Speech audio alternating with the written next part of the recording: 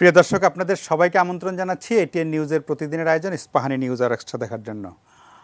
আজকে খুব আসলে মন খারাপ নিয়ে আলোচনাটা করতে বসেছি যে আমরা দেখছি গত বৃহস্পতিবারের ঘটনাটা যদি আমি একটু বলি, লালমনিরহাটে একজন মুসলমান এবং তিনি নামাজ পড়তে মসজিদে গিয়েছিলেন, তাকে সেখানে ধর্ম অবমাননার খুবই গুজব, মানে কোনো রকমের ভিত্তি ছাড়াই তাকে পিটিয়ে মেরে ফেলা হয়েছে এবং পিটানোর পরে পোড়ানো হয়েছে এবং সেটা আবার ফেসবুকে লাইভ করা হয়েছে। তো মানে মানে এরকম ঘটনা যে মানে একদম পিটিয়ে পুড়িয়ে এরকম ঘটনা হয়তো এই প্রথম, কিন্তু মানে ছেলে ধরা গুজব, এই গুজব সেই গুজব, চোর বা ধান্দাবাজ যে কোনো একটা কারো বিরুদ্ধে কোনো একটা অভিযোগ তুলে তাকে গণপিটুনি দিয়ে মেরে ফেলার ঘটনা বাংলাদেশে খুব কমন বলা যায়। এবং দুর্ভাগ্যজনক হলো এই ঘটনাগুলো শেষ পর্যন্ত প্রথম দুই একদিন একটু পুলিশের তৎপরতা থাকে হয়তো, কিন্তু শেষ পর্যন্ত কোনো গণপিটুনির আসলে কোনো বিচার হয় না। আমরা মানে জিরো টলারেন্স বলি, কিন্তু আমরা দেখতে পাচ্ছি যে পরমত সহিষ্ণুতার ব্যাপারে আমাদের অবস্থান একদম জিরো। আমরা কেউ কারো কথা শুনতে চাই না। একজন একটা কথা বললে তাকে আমরা জবাব দিই গালিতে, জবাব দিই চাপাতিতে, অস্ত্র নিয়ে ঝাঁপিয়ে পড়ি, গালি নিয়ে ঝাঁপিয়ে পড়ি। কোনোভাবেই মানে যুক্তির পাল্টা যে আরেকটা যুক্তি দিয়ে দেওয়া সম্ভব, এই ধারণাটাই যেন আস্তে আস্তে আমাদের সমাজ থেকে উঠে যাচ্ছে। মানে ঠিক একদম হয় তুমি আমার পক্ষে, না হয় তুমি শত্রুপক্ষ, মাঝামাঝি কোনো পক্ষ, মাঝামাঝি কোনো মত, ভিন্ন মত দ্বিমত কিছুই যেন থাকতে নেই, থাকা সম্ভব না। এরকম একটা মানে নিষ্ঠুর এবং মানে অসহিষ্ণু সময়ে আমরা এসে পড়েছি। সেটা কখনো ধর্ম, কখনো রাজনীতি, যে কোনো প্রসঙ্গ, লেখালেখি, ফেসবুকে, মানে ভার্চুয়াল জগতে একজন আরেকজনের মত পছন্দ হয় না তো গালিগালাজ ছাড়া কোনো কথা নেই। মানে পাল্টা যুক্তি দিয়ে যে জবাব দেওয়া সম্ভব, এই ধারণাটাই যেন আমরা ভুলে যেতে বসেছি। আমরা আজকে এই বিষয়টি নিয়ে কথা বলবো। আমাদের সাথে মানে করোনাকালীন সময়ে যেমন হয়, আমাদের স্টুডিওতে একমাত্র অতিথি উপস্থিত আছেন বাংলাদেশ ফেডারেল সাংবাদিক ইউনিয়নের সহসভাপতি সৈয়দ ইশতিয়াক রেজা। আমরা যুক্ত হব সিনিয়র সাংবাদিক আফসান চৌধুরীর সাথে। আফসান চৌধুরী খুবই ব্যস্ত মানুষ, আমি খুব রীতিমতো জোর করে তার কাছ থেকে একটু সময় বের করেছি। আছেন ঢাকা বিশ্ববিদ্যালয়ের টেলিভিশন এবং ফিল্ম ও মিডিয়া স্টাডিজ বিভাগের সাবেক চেয়ারম্যান ডক্টর শফিউল আলম ভূঁইয়া, এবং আছেন মানসিক রোগ বিশেষজ্ঞ ডক্টর হেলাল উদ্দিন আহমেদ। আপনাদের সবাইকে স্বাগত জানাচ্ছি আমাদের অনুষ্ঠানে। আমি একটু জনাব ইশতিয়াক রেজা, আপনাকে অনেকদিন পরে আমাদের স্টুডিওতে পেয়েছি, আপনাকে দিয়েই শুরুটা করতে চাই। এই কেমন সমাজ যে আমরা কেউ কাউকে মানতে চাই না, মানে আমি মানে আমারটাই ঠিক, আপনি মানে আপনারটাই ঠিক, মাঝামাঝি কোনো একটা মানে ফ্লেক্সিবিলিটি একদম মানে শূন্য হয়ে গেছে আমাদের, কেন? ধন্যবাদ আপনাকে। আপনি যেই কথা দিয়ে শুরু করেছেন সেখানেই যে আমাদের সবারই আসলে মন খারাপ লালমনিরহাটের ঘটনায়, এবং এটা এমন একভাবে ঘটলো যে সবার সামনেই। সেখানে প্রশাসনের লোক ছিল, পুলিশের লোক ছিল, বিজিবি ছিল, কিন্তু কেউ কিছু করতে পারলো না। একটা জনাদেশ মুহূর্তের মধ্যে বাস্তবায়িত হয়ে গেল, এবং এই আদেশটা যারা দেয় তাদের কথা কত দ্রুততার সাথে বাস্তবায়িত হয়, এবং মানুষকে মারা, পুড়িয়ে মারা, এই সব কিছু আমরা দেখেছি। এর আগেও কিন্তু আমরা গণপিটুনি দেখেছি। কিন্তু আপনি যে প্রসঙ্গটা অবতারণা করেছেন সেটা হলো পরমত সহিষ্ণুতা। এটি আমার কাছে মনে হচ্ছে যে আমরা ক্রমেই এমন একটা সমাজ নির্মাণ করেছি যেখানে আমরা অদ্ভুত রকমের একটা কথা বলছি, আমরা গণতন্ত্রের কথা বলছি, আবার অসহিষ্ণুতার চর্চা করছি, এবং এই যে দুটো জিনিস পাশাপাশি যায় না, কিন্তু আমরা সেটার বড়াই করে চলেছি, এবং সহিষ্ণুতাকে দূরে ঠেলে ভিন্ন মতকে কণ্ঠাসা করার একটা প্রতিযোগিতা আছে আমাদের ভিতরে। সেটা রাজনৈতিক ক্ষেত্রে আছে, সামাজিক ক্ষেত্রে আছে, এবং ধর্মীয় পরিসরেও আছে। এবং এই যে ভিন্ন মতের পরিসরটাকে ছোট করে ফেলা, এবং এটার সবচেয়ে বড় ভিকটিম কিন্তু শেষ পর্যন্ত দেশকেই হতে হয়। বাংলাদেশের প্রগতি বলেন, বাংলাদেশের সমাজের শান্তি শৃঙ্খলা বলেন, সবগুলোই কিন্তু হতে হয়। এই যে লিভ অ্যান্ড লেট লিভ, নিজে বাঁচুন এবং অন্যকে বাঁচতে দিন, গণতন্ত্রের যে মূল কথাটা, আমরা যদি ইভেন ধর্মীয় যে অসহিষ্ণুতাটা আমরা দেখতে পাচ্ছি এই ফ্রান্সের ঘটনার পরে, এর আগেও আমরা দেখেছি নানা ইস্যুতে, অথচ আমাদের যে মহান আল্লাহ তাআলা, তার একটা নাম, 99টি নামের একটি নাম কিন্তু আল হালিম, যার অর্থ হলো সহিষ্ণু। তিনি সহিষ্ণু, তিনি সহ্য করছেন, অথচ আমি সহ্য করছি না। এই নাস্তিক অপবাদ দিয়ে ব্লগারদেরকে হত্যা করা হয়েছিল, কিন্তু আল্লাহ তাআলা কিন্তু নাস্তিকদেরকে তুলে নিয়ে যাননি পৃথিবীতে। তিনি তার খানা বন্ধ করেন নাই, তিনি তাকে মেরে ফেলেন নাই, কিন্তু আমাদের কিছু মানুষ রায় দিয়ে দিচ্ছি, কার্যকর করে মেরে ফেলতেছি। সুতরাং যে ধর্ম মানুষকে অবজ্ঞা করে, শুভবোধ, সর্বব্যাপী মানসিক অনুভূতিকে আঘাত করে, সেটা কি করে ধর্মচর্চা হয়? এবং একই সাথে আমরা দেখি রাজনৈতিক পরিসরেও কিন্তু অন্য মতকে নিতে চাই না আমরা, এবং তাদেরকে নিশ্চিহ্ন করে ফেলার একটা চেষ্টা করি, আমাদের মধ্যে নির্মূল করার একটা সংস্কৃতি, একটা ভাষা আছে কিন্তু আমাদের ভিতরে, এই সবগুলোই কিন্তু ভিন্ন স্বরকে দেশ থেকে বিতাড়িত করার একটা প্রচেষ্টা। আমার কাছে মনে হয় যে আমাদের অনেক বড় জায়গা থেকে বিষয়টাকে দেখতে হবে। একদিকে যেমন দেখেন যারা উন্মাদনা সৃষ্টি করছে ধর্মের নামে, তারা মানুষকে তাতিয়ে দিচ্ছে এবং তারা নিজেদের জীবনে কিন্তু সেই চর্চাটা করছে না, এবং এই যে করছে না, না করার কারণে যেটা হচ্ছে এই যে একটা বিচারহীনতা আমাদের ভিতরে তৈরি হয়েছে। একটা গণপিটুনির বিচার হয়নি বাংলাদেশে, একটা উন্মাদনার বিচার হয়নি, ফলে যেটা হয়, এবং এখানে মব লিঞ্চিং যেটাকে বলে, সেখানে কিন্তু চিহ্নিত করা গেলেও শেষ পর্যন্ত তদন্তের দুর্বলতায়, অনীহায়, মানে নানা কিছুর কারণে। তো আমার কাছে মনে হয় যে আমাদের আসলে অনেকগুলো দিক চিন্তা করতে হবে। আমাদের ধর্মীয় পরিসরে যে নেতৃস্থানীয় ব্যক্তিবর্গ আছেন তাদেরও একটু এগিয়ে আসতে হবে। এবং আমি এখানে গণমাধ্যমেরও একটু দোষ দেখি। গণমাধ্যম অনেক ক্ষেত্রে সমালোচনা করে, কিন্তু গণমাধ্যম অনেক ব্যক্তিকে নিয়ে আসে, কিন্তু ধর্মীয় পরিসরে যারা সত্যি সত্যি ধর্মের আসল কথাটা বলতে পারবে তাদেরকে হয়তো আমরা অনেক স্পেস দেই না। আমি একটা কথা সবসময় বলি, বঙ্গবন্ধুর চরিত্রটা কি? আমার কাছে বঙ্গবন্ধুর চরিত্রটাকে মনে হয় যে বাঙালির সবচেয়ে বড় চরিত্রটা। বঙ্গবন্ধু ছিলেন উদার, অসাম্প্রদায়িক, কিন্তু ধর্মপ্রাণ মানুষ। সুতরাং এই যে উদার ও সাম্প্রদায়িক কিন্তু একই সাথে ধর্মপ্রাণ মানুষ, সেটাই কিন্তু আমাদের ৭১-এর চরিত্র, সেটাই বাঙালির চরিত্র, সেটা বাঙালি সমাজের চরিত্র ছিল। সেইটাই আমাদের ভিতর থেকে হারিয়ে যাওয়ার কারণে আজকে একটা পরমত সহিষ্ণুতা আমরা দেখতে পাচ্ছি না, একটা অসহিষ্ণুতা, সহিংসতার বীজ যেন সর্বত্র ছড়িয়ে পেরেছে দেখতে পাচ্ছি। জি, জনাব আফসান চৌধুরী, আপনার সাথে আজকে অনুষ্ঠান নিয়ে যখন কথা বলছিলাম তখন আপনি বলছিলেন যে আপনি বিষয়টা নিয়ে আপনি এমনিতেই গবেষণা আপনার খুব প্রিয় বিষয়, আপনি এই বিষয়টি নিয়েও গবেষণা করতে আগ্রহ প্রকাশ করেছেন। একটু আপনার একাডেমিক ভাবনাটা একটু শুনি। এই যে শূন্য পরমত সহিষ্ণুতার একটা সমাজে আমরা চলে এলাম দেখতে দেখতে, কিভাবে এই 50 বছরের বাংলাদেশ তো এমন হওয়ার কথা ছিল না। ধন্যবাদ। আসলে আমি গবেষণার প্রস্তুতিটা নিচ্ছি, কিন্তু এটা একটু জটিল বিষয়। যেহেতু গবেষণা মেথোডোলজি পড়াই, তো আমার জন্য কিছুটা হলো একটু সুবিধা আছে। তবে আমি মূল কাজ যেটা করি সেটা হচ্ছে যে বাংলাদেশের স্বাধীনতার উপরই চর্চা করি। তো আমাকে এই জন্য প্রায় গত 200 বছরের ইতিহাস করতে হয়।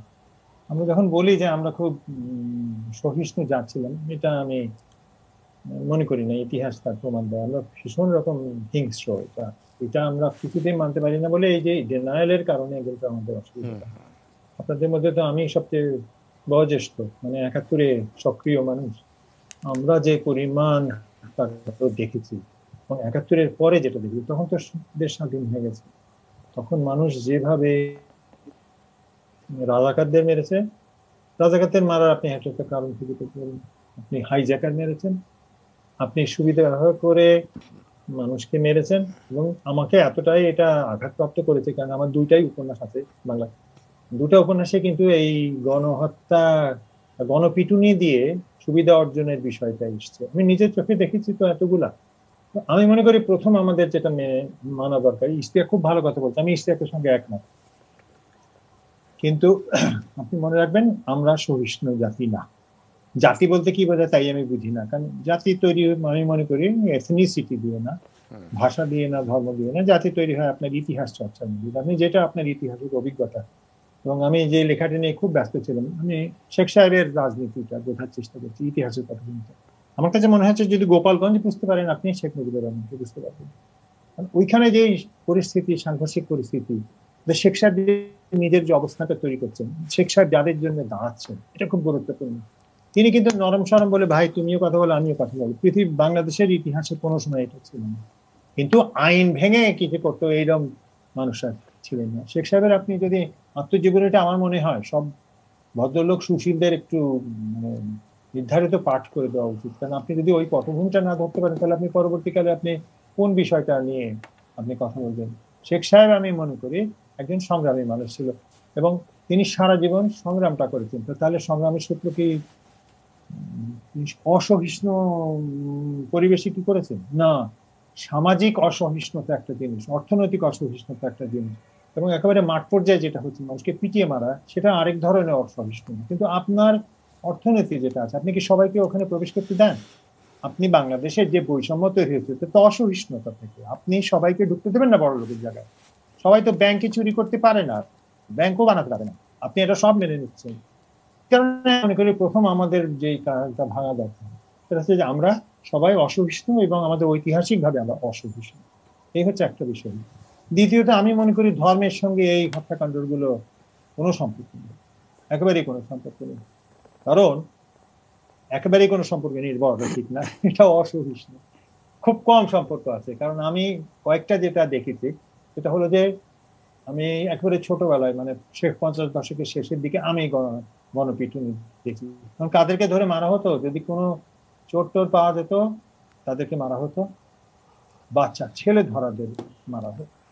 তার মানে একটা সমাজে যখন ভয়টা বেড়ে যেতে থাকে তখন কিন্তু সেই ভয় থেকে অসহিষ্ণুতা তৈরি হয় বা দুর্ভাবনা থেকে অসহিষ্ণুতা তৈরি হয়। এবং আমরা জানি যে যে ভীত সন্ত্রস্ত সে কিন্তু একটা কুকুরকে আপনি একটা জায়গায় আটকে দেন, কুকুর কিন্তু আপনার উল্টো দিকে পিছিয়ে দাঁড়াবে। তো জনগোষ্ঠীর মধ্যে যে ধারণাটা যদি হয় যে আমি চাপের মধ্যে আছি, আইন শৃঙ্খলা পরিস্থিতির কথা আমি বলছি, আমি যে চাপের মধ্যে আছি, আমার অসুবিধা হবে আমি যদি আক্রমণ না করি, তখন সে আক্রমণ করে। তার সামনে আক্রমণ করার কে থাকে? তার যে প্রধান যেই পরিসরগুলো আছে যার উপরে সে নির্ভর করে, সে প্রধান পরিসরগুলোকে সে রক্ষা করার চেষ্টা করে। এটা সে বুঝে করে না, এটা যে সেটা করছে কি। আমার মতে সেই মানসিকতা থেকে আমরা বারবার বাচ্চাদের যদি কোনো অসুবিধা হতে থাকে আমি মারবো, আমার যদি ধন সম্পদ নিয়ে যাচ্ছে, হাইজ্যাকার মারা আপনারা দেখেননি, আপনাদের বাঁচিয়েছে মানুষ। আমি এমনও দেখেছি যে রাস্তায় দাঁড়িয়ে আছে মেরে যাচ্ছে, 3 জন হাইজ্যাকারকে ধরে ওদের মারছে, লোকজন রিক্সা করে যাচ্ছে ঢাকা শহর 1974 সাল 73 সাল, লোকজন থামিয়ে বলছে কি হচ্ছে, হাইজ্যাকার হচ্ছে। ও নেমে গিয়ে ওই হাইজ্যাকারের পেটের উপরে খানিকক্ষণ নেচে আবার রিক্সায় উঠে চলে গেল। কি প্রকাশ করছিল? জনগোষ্ঠীর যে ভীতি সেইটা প্রকাশ করছিল। এবং আমাদের এই জিনিসটা বোঝা দরকার। আমাদের গবেষণাটা, আমি আবার বলছি, এরকম দুঃসময় কেউ গবেষণার কথা বলে না, আমি বলছি আমার জানা দরকার যে কেন সমাজে অসহিংসতা হচ্ছে। এটা না জেনে শুধুমাত্র সবাইকে দোষ দিয়ে তো কোনো লাভ হবে না, তো প্রতি সময় হচ্ছে। আমি একটা কথা বলে শেষ করছি, আমার গবেষণাতে তো অনিশ্চয়তা নেই, আমি অনিশ্চয়তার অনেকগুলো সূচক দেখতে পাচ্ছি। এই সমাজের মানুষ যতটা অনিশ্চয়তায় ভুগছে, দুর্ভাবনায় ভুগছে, আমার মনে হয় না 50 বছরের ইতিহাসে এতটা অনিশ্চয়তা ভুগছে। এটা অনিশ্চয়তাকে আপনি চিহ্নিত করুন, একটা ব্যক্তি অনিশ্চয় হোক। আমি যেমন আমার ছাত্রছাত্রী কাছের মানুষের দেখেছি, যখন চাকরি চলে যাচ্ছে ও তো সম্পূর্ণভাবে সাংঘর্ষিক হয়ে যায়। আপনি যদি একেবারে কেস স্টাডি সহিংস হবে যখন সে দুর্পাকে পড়বে, তাহলে আমার সমাজটা বিপদে পড়েছে। এইটাকে যদি না ধারণা করে এবং সমাজের যারা বসবাস করে তারা প্রত্যেকে বিপদে পড়েছে, এইটা যদি আপনি না করতে পারেন তাহলে আপনার পক্ষে এই জিনিসটা বন্ধ করা যাবে কিনা আমি জানি না, কিন্তু এই জিনিসটা বোঝাও সম্ভব হবে না, তখন আপনার এই ভাবনা আসবে। ধন্যবাদ। জি জি, জনাব ডক্টর শফিউল আলম ভূঁইয়া, মানে আফসান চৌধুরী যেটা বলছিলেন যে উনি গবেষণা করতে চান কিন্তু গবেষণার আগে একটা ওনার জানার কৌতূহল যে কেন হচ্ছে এমন। আপনার কাছে কি এই প্রশ্নের কোনো জবাব আছে? না, যেমন উনি কিন্তু গবেষণাটা এটা নিয়েই করতে চান আফসান ভাই, যে কেন এটা হচ্ছে। এটা হওয়ার উনি যে কারণগুলো বলেছেন তার সাথে আমি কিছুটা একমত, যে উনি অনিশ্চয়তার কথা বলেছেন, তবে উনি ইতিহাসের দিকেও একটু আলোকপাত করেছেন। কারণ জাতি হিসেবে আপনি যদি আমাদের ইতিহাসটা দেখেন, আমরা কিন্তু ওই যে লড়াই সংগ্রামের মধ্য দিয়ে মানে প্রতিহত করা, ব্রিটিশ শাসন প্রতিহত করা, তারপরে পাকিস্তানি শাসন প্রতিহত করা, তারপরে স্বাধীন হলো, তারপরে আপনার স্বৈরাচার প্রতিহত করা, এই প্রতিহত করার ধাপের মধ্যেই কিন্তু আমরা অনেকটা সময় পার করেছি। এই প্রতিহত করার ধরনটা আপনি দুইভাবে প্রতিহত করতে পারেন, একটা নন ভায়োলেন্স প্রোগ্রামের মধ্য দিয়ে, একটা ভায়োলেন্ট প্রোগ্রামের মধ্য দিয়ে। আমরা তো গান্ধীজির রাস্তায় যাইনি, আমরা গিয়েছি হচ্ছে আমাদের প্রতিহত করার মধ্যে কিছুটা সংগ্রামী, কিছুটা সশস্ত্র, কিছুটা আপনার যেটাকে বলা যায় যে ভায়োলেন্সকে আমরা ইউজ করেছি আমাদের মুক্তির জন্য। তো এই যে একটা জাতির ভায়োলেন্স প্রয়োগ করার যে প্রবণতা, সেইটা তার এইরকম ঐতিহাসিক পরম্পরার সাথে সম্পর্কিত, এবং তার সিভিলাইজেশনের মাত্রাটা কতটুকু, সে কতটা সিভিল হয়েছে সেইটার সাথে সম্পর্কিত। আরেকটা জিনিস হচ্ছে যে এটা তো ঐতিহাসিক দিক, আরেকটা দিক হচ্ছে আমার যে আইডিওলজিক্যাল স্টেট অ্যাপারেটাস যেগুলো আছে, যেটা আলথুজার বলেছিলেন, যে এই যে আমার পরিবার, আমার শিক্ষা প্রতিষ্ঠান, আমার ধর্মীয় প্রতিষ্ঠান, তারপরে আমার ক্লাব, কোথাও কি আমার পরিবার, কোথাও কি আমরা যুক্তিতর্কের মধ্য দিয়ে আমরা সমস্যা সমাধানের বিষয়টাকে শেখাই? আমরা কি করি? আমরা আমাদের ছোটদেরকে ধমক দিয়ে থামিয়ে দেই কিন্তু কোনো প্রশ্ন করলে। আমাদের সংস্কৃতিতে কিন্তু অনেকদিন ধরে প্রশ্ন করার কোনো, আমাদের স্কুল কলেজে ইভেন বিশ্ববিদ্যালয়েও কিন্তু অনেক জায়গায় শিক্ষককে প্রশ্ন করা যায় না, যেটা তো আপনি যদি প্রশ্ন করতে না পারেন, যুক্তিতর্ক করতে না শেখেন, তাহলে কি শেখেন আপনি? আপনি দেখেছেন বা আমি দেখেছি যে আমার বাবা ভায়োলেন্সের মধ্য দিয়ে বা ধমক দিয়ে থামিয়ে দিয়েছে, আমার শিক্ষক ধমক দিয়ে থামিয়ে দিয়েছে, আমিও হয়তো ধমক দিয়েই থামিয়ে দেব। তো এই যে আমার আইডিওলজিক্যাল স্টেট অ্যাপারেটাস গুলো, এই অ্যাপারেটাস গুলো তো আমাকে এই যে পরমত সহিষ্ণুতার শিক্ষাটা দেয় না। এটা হচ্ছে আরেকটা দিক। তৃতীয় যে দিকটা বলে আমি শেষ করতে চাই, সেটা হচ্ছে যে আপনি যে লালমনিরহাটের ঘটনাটা বলেছেন, সেই ঘটনায় কি হয়েছে, যে একটা নামাজি মানুষকে ধর্মের নাম দিয়ে হত্যা করা হয়েছে এবং পুড়িয়ে ফেলা হয়েছে। তো আমি জানি না যে আফসান ভাইয়ের সাথে এই জায়গায় আমার দ্বিমত, যে আমি একটা সংখ্যাগরিষ্ঠ মুসলিম দেশে বাস করি যেখানে আমরা অ্যাবসলিউট মেজরিটি, সেইখানে অনিশ্চয়তার জায়গাটা কোথায়, যে আমার ধর্ম নিয়ে আমার শঙ্কার জায়গাটা কোথায়, নাকি না ধর্মের নামে আমি এতটাই অন্ধ হয়ে গিয়েছি, নাকি না ধর্মের সাথে এখানে রাজনীতি মিশিয়ে আমার এই ইসলাম যে শান্তির ধর্ম সেইটাকে মানুষ হত্যার কাজে ব্যবহার করছি। কারণ আজকে আপনি পশ্চিমা গণমাধ্যমগুলোতে যদি দেখেন বা পশ্চিমা দুনিয়ায় আজকে এই কিছু উগ্রবাদী মুসলিমের হত্যাকাণ্ড ঘটানোর সুবাদে আজকে পুরো শান্তির ধর্ম ইসলাম কিন্তু আজকে উগ্রবাদ হিসেবে ব্যাখ্যা করার অপপ্রয়াস চালাচ্ছে ওয়েস্টার্ন মিডিয়া বা ওয়েস্টার্ন সিভিলাইজেশন। তো সেই জায়গাটার দিকে আমার মনে হয় আলোকপাত করা দরকার অনিশ্চয়তার পাশাপাশি। কারণ এই যে ধর্মীয় লিঞ্চিং, ধর্মকে ব্যবহার করে মানুষকে পুড়িয়ে মারা, হত্যা করা, এটার সাথে একটা ধর্মকেন্দ্রিক রাজনীতিও আছে কিনা আমি জানি না। ওই এলাকায় যে এতগুলো, যেমন পুরো প্রশাসনের সামনে জনপ্রতিনিধি, সরকারের প্রশাসন, তারা সবাই কিভাবে ওই জায়গায় ব্যর্থ হলো। আমি মনে করি যে এই জায়গায় অন্তত আরো অনুসন্ধানী সাংবাদিকতা দরকার, যেটা আমাদের সামনে তুলে আনবে যে এখানে কি ধর্মীয় অনিশ্চয়তার কারণে, না ধর্মের নামে গোড়ামির কারণে, ধর্মান্ধতার কারণে আমরা মানুষকে পুড়িয়ে মারছি, সেইটা মনে হয় খুঁজে দেখা দরকার। জি, আপনাকে অনেক ধন্যবাদ ডক্টর হেলাল উদ্দিন আহমেদ। আমরা যেই অসহিষ্ণুতার কথা বললাম, এই অসহিষ্ণুতাটা যখন আরেক ধাপ বেড়ে যায় তখন সেটা হিংস্রতায় পরিণত হয়, যেটা আমরা লালমনিরহাটে দেখেছি এবং বাংলাদেশে অসংখ্যবার দেখেছি। গণপিটুনিতে মানুষ হত্যা যেন আমাদের দেশে এক ধরনের ডাল ভাত, মানে এই ছেলে ধরা, হাইজাকার, যেটা আফসান ভাই বলছিলেন, এমন ঘটনার মানে পরিসংখ্যানে অনেক সংখ্যা, শত শত। মানে এই হিংস্রতাটা আমাদের মধ্যে কোথায় লুকিয়ে থাকে? মানে মানুষের মানসিক গঠনটা কীরকম যে আরেকটা মানুষকে পিটিয়ে পুড়িয়ে মেরে ফেলা সম্ভব? মানে গুজবের উপর ভর করে কোনো কিছুর উপর কি হয়েছে না জেনেই কীভাবে সম্ভব? মানুষের আপনাদের চিকিৎসাবিদ্যায় কি বলে মানুষের এই হিংস্রতা কোথায় লুকিয়ে থাকে? ধন্যবাদ। আমি আসলে আফসান স্যারের সাথে সম্পূর্ণ একমত একটা বিষয়ে, যে আসলে আমাদের যদি নৃতাত্ত্বিক গবেষণার ভিতরে যে আমাদের পেছনের দিকে তাকাই, তাহলে কিন্তু দেখবো যে আমাদের এই জনপদে, এটা শুধু বাংলাদেশের ভৌগোলিক সীমারেখা নয়, এই অঞ্চলের জনপদে কিন্তু আমাদের মধ্যে নৃশংসতা, আমাদের মধ্যে হিংসা, আমাদের মধ্যে নিষ্ঠুরতা কিন্তু বহু আগে থেকেই ছিল। আমরা যদি 200 বছর আগেও যাই, 400 বছর আগেও যাই, এমনকি 600 বছর আগেও যাই।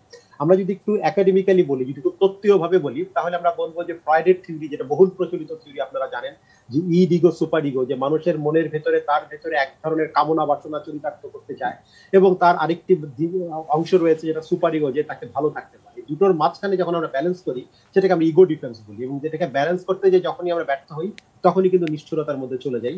তার আরেকটি থিওরির মধ্যে ইরোস এবং থ্যানাটোসের কথা বলা হয়েছে। মানুষের সুখ সমৃদ্ধি এবং মানুষের যখন সুখানুভূতি, সেটা যদি কোনো কারণে ব্যাহত হয়, তখন মানুষের মধ্যে ধ্বংস প্রবণতা বা এই নিষ্ঠুর প্রবণতা গুলো চলে আসে। এটা ছিল বহুল প্রচলিত একটি থিওরি। বিশ্বের অনেক দেশেই কিন্তু এখন এই থিওরি অনেকেই বিশ্বাস করছেন। কিন্তু এখনকার দিনের যে মডার্ন থিওরি, যেটাকে বলছে নিষ্ঠুরতার পেছনে, যেটা 40-এর দশক থেকে এসেছে, যদিও আমরা মডার্ন বলছি কিন্তু শুরুটা 40-এর দশকে, সেটা কিন্তু সোশ্যাল লার্নিং থিওরি। এই সোশ্যাল লার্নিং থিওরিতে কিন্তু বলা হয়েছে যে মানুষ তার আশেপাশ থেকে যা শিখে, যা দেখে, এবং সেই আচরণটি তার মধ্যে প্রতিফলিত হয়, নয় যে হুবহু তার মধ্যে সেরকমটি করবে, প্রতিফলিত হয়। এবং এটির পেছনে যেটি কাজ করে সেটি খুব বিখ্যাত, আমরা বলি ফ্রাস্ট্রেশন অ্যাগ্রেশন হাইপোথিসিস। অর্থাৎ মানুষের ভেতরে যদি হতাশা থাকে, হতাশাটা কিন্তু আগ্রাসী আচরণে পরিণত হয়। হতাশ মানুষ মাত্রই আগ্রাসী আচরণ করে, যার মধ্যে হতাশা নেই সে কিন্তু আগ্রাসী আচরণ করছে না। এতে গেল তত্ত্বীয় দিক। সব শেষে আমি যেই বিষয়টির কথা বলবো, খুব সংক্ষেপেই বলছি, আমাদের অনেক বিজ্ঞ আলোচক এখানে রয়েছেন, সেটি হচ্ছে আমরা ছোটবেলাতেই পড়েছি যে সমাজের ক্ষুদ্রতম একক হচ্ছে পরিবার। সুতরাং আমাদের পারিবারিক জীবনে ছোট করে আমরা কি পারিবারিক জীবনে পরমত সহিষ্ণুতা শিখাচ্ছি? সেখানে কি পরিবারের একজন সদস্য আর একজন সদস্যের মতের প্রতি শ্রদ্ধাশীল? বাবা কি মায়ের মতের প্রতি শ্রদ্ধাশীল? বাবা কি মাকে খুব আন্ডারমাইন করে কথা বলছেন, তাকে খুব খোটা দিয়ে কথা বলছেন? বা পরিবারের ছোট সদস্যকে আমরা বলছি তুমি চুপ করো, তোমার কথা বলতে হবে না, তুমি যাও? বা পরিবারের ভেতরে আমরা যে যে ধর্ম বিশ্বাস করি না কেন, আমরা কি অন্য ধর্মের প্রতি সমান সম্মান রেখে পরিবারের ভেতর কথাগুলো বলছি কিনা, অপরের সম্মানটি রক্ষা করছি কিনা? এই বিষয়গুলো যখন আমরা একদম নিশ্চিত করতে না পারবো, ততদিন কিন্তু এই গণপিটুনি, এই ধ্বংসাত্মক বিষয় চলবেই। আরেকটি বিষয় যে শুধু ধর্ম বা শুধু একটি বিষয় দিয়ে, হতাশা দিয়ে কিন্তু এটাকে ব্যাখ্যা করা যাবে না। এটাকে বলা হয়েছে যে হিংসার যে মনস্তত্ত্ব, এটি সবসময় মাল্টিফ্যাক্টরিয়াল। মাল্টিফ্যাক্টরিয়াল মানে অনেক বেশি ফ্যানাটিক, আমাদের দেশের চাইতেও অনেক বেশি ধর্ম নিয়ে চিন্তা করে বা ধর্ম থেকে আঁকড়ে ধরে রাখছে, এরকম আরো অনেক বিশ্বের দেশ অনেক আছে যারা ধর্মটাকে অনেক বেশি, আমাদের দেশ তো অনেক বেশি আমরা বলবো উদার, তুলনামূলকভাবে উদার দেশ আমরা, কিন্তু অনেক বেশি যারা কনজারভেটিভ দেশ আছে, ধর্মোন্মাদ দেশ আছে, তারাও জাতি গোষ্ঠী আছে, তাদেরও কিন্তু অনেক সময় দেখা যাচ্ছে যে হিংসাত্মক তারা করছে না। আবার অনেকে দেখা যাচ্ছে খুব লিবারেল, কিন্তু তারাও কিন্তু অনেক সময় হিংসাত্মক করছে। আমরা মার্কিন যুক্তরাষ্ট্রের যদি গৃহযুদ্ধের পরের ঘটনাগুলো দেখি, যে কথাগুলো বলা আছে, লিঞ্চিং মব, যে মানুষকে ধরে নিয়ে গাছের কাছে ঝুলিয়ে দিল তার মতের সাথে না মিললে। ফলে এটিকে শুধুমাত্র একটি বিষয় দিয়ে ব্যাখ্যা করা যাবে না। এর পেছনে আমাদের সাংস্কৃতিক ঐতিহ্য দেখতে হবে, পেছনকার ঘটনা দেখতে হবে, আমাদের অ্যানথ্রোপোলজিক্যাল পার্সপেক্টিভ গুলো দেখতে হবে, এবং সবচেয়ে গুরুত্বপূর্ণ আমরা যেটা মনে করি এই মুহূর্তে, সোশ্যাল লার্নিং। আমি আশেপাশে কি দেখছি, আমার কনফর্মিটি কি, যেটা স্যার বললেন যে 3 জন লোক গণপিটুনি দিচ্ছে, 2 জন লোক নেমে তাকে আবার তাকে মারতে আসবে, এটা হচ্ছে কনফর্মিটি। একটি জিনিস ভুল জেনেও আমরা সেই ভুলের পেছনে যে ছুটছি। আমরা জানি যে 10টা জিনিস ভুল, এই জিনিসটি আমি আমার ব্যক্তিগতভাবে কখনো আমি এটা করতাম না, আমি কখনোই সেটা ইনিশিয়েট করতাম না, কিন্তু 9 জন লোক করছে, আমি সেই 10ম ব্যক্তি হিসেবে সেই জিনিসটি করতে গেলাম। এটাকে আমরা মনস্তত্ত্বের ভাষায় বলি কনফর্মিটি। ফলে এই বিষয়গুলোই আসলে আমরা মনে করি নিষ্ঠুরতার মনস্তত্ত্ব, হিংসার মনস্তত্ত্ব, যা আমাদের মধ্যে বিরাজমান, এবং এটি সবসময় মাল্টিফ্যাক্টরিয়াল। ধন্যবাদ। জি জি, আপনাকে অনেক ধন্যবাদ। রেজা ভাই, একটা জিনিস যে আফসান ভাই যেটা শুরু করলেন, যে আমরা আসলে আমাদের এই ভৌগোলিক, এবং পরে সবাই যেটা একটু একটু করে ইকো করলেন, যে ঐতিহ্যগতভাবেই আমাদের মধ্যে এক ধরনের এই পরমত সহিষ্ণুতাহীনতা এবং হিংস্রতাও রয়ে গেছে কিছুটা। কিন্তু ব্যাপারটা হলো কি, যে আমরা তো আস্তে আস্তে মানে এগোবো সভ্যতার দিকে। আমরা যখন কিছু হলেই উদাহরণ দিই মধ্যযুগীয়, তো মধ্যযুগ তো ফেলে আমরা সভ্যতার যুগে যাওয়ার কথা, কিন্তু আমরা এই 200, 400 বা 600 বছরের তুলনায় আমরা এগুলাম না পিছালাম, বা আমরা আসলে এগুচ্ছি নাকি খুব স্লো এগুচ্ছি, বা এগুচ্ছি না, বা কি আসলে আমি ওনাদের কথা শুনছিলাম, আফসান ভাই এবং শেষে যে ভদ্রলোক বলছিলেন। দেখেন, আনন্দবাজারে কয়েক বছর আগে একটা প্রবন্ধ নিয়ে খুবই হইচই হয় পশ্চিমবঙ্গে, যে হিংসাই এই বঙ্গের সংস্কৃতি। এবং সেখানে তারা বলছিল যে আমাদের ঐতিহ্য আছে, আমাদের মধ্যে ইতিহাস আছে, যে আমরা হিংসার আশ্রয় নিয়ে নিয়ে আমরা এক একটা পর্যায় অতিক্রম করেছি।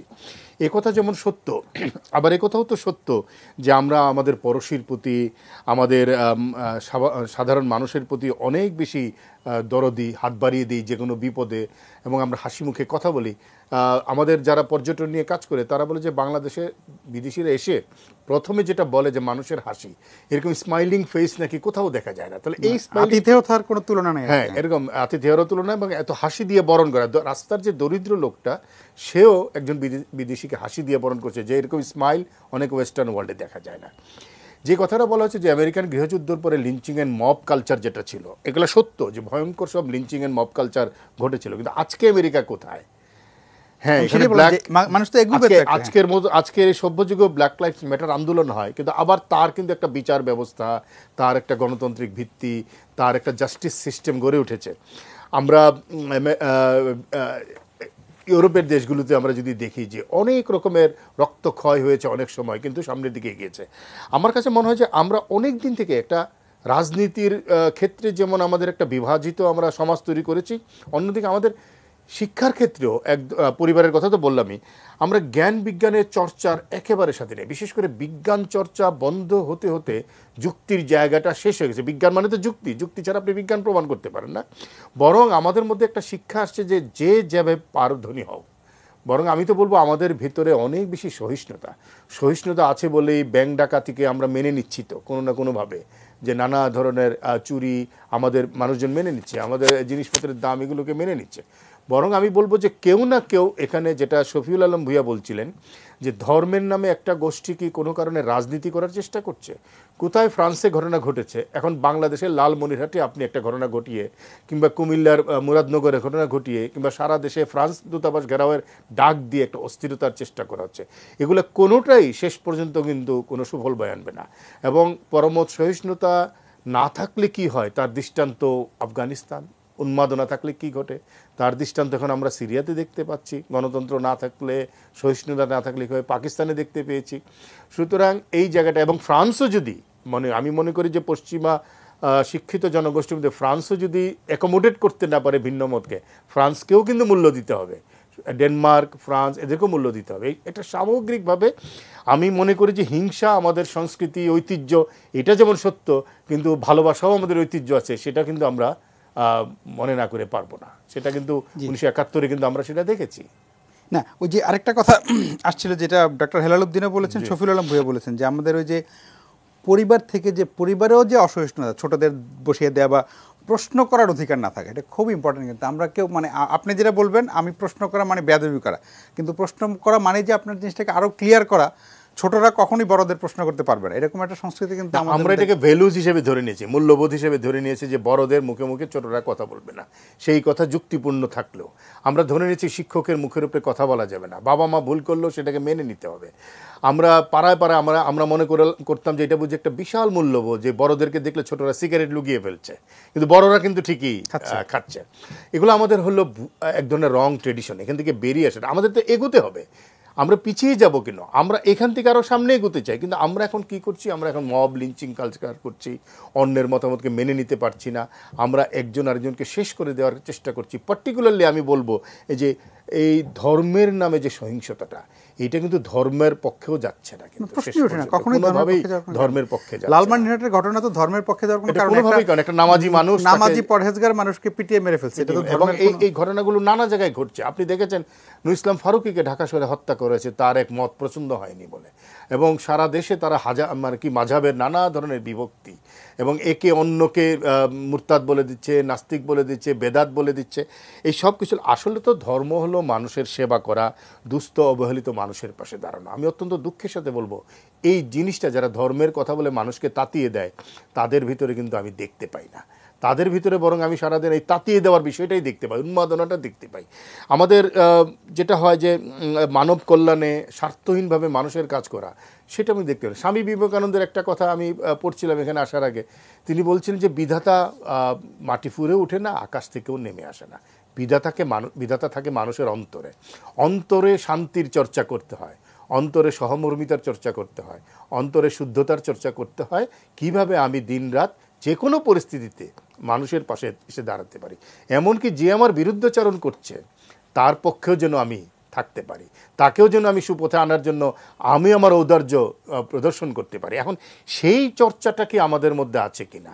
আফসান ভাই একটা কথা খুব ভালো বলেছেন, যে আমাদের যারা সুশীল সমাজে বাস করি, আমাদের ভিতরেও কিন্তু ভয়ঙ্কর রকমের একটি অসহিষ্ণুতা আছে। আপনি সাংবাদিক হিসেবে দেখবেন, আপনি রাজনীতিবিদের বিরুদ্ধে অনেক কিছু লিখছেন, কিন্তু একজন সুশীলের বিরুদ্ধে আপনি লিখে দেখেন আপনাকে কিভাবে তারা নানাভাবে আক্রমণ করার চেষ্টা করে। সুতরাং এই জায়গাগুলো আমাদের কিন্তু অ্যাড্রেস করার ব্যাপার আছে কিন্তু, এবং আমার কাছে মনে হয় যে আমরা একটা সামগ্রিক প্রেক্ষাপট থেকেই দেখতে চাইব।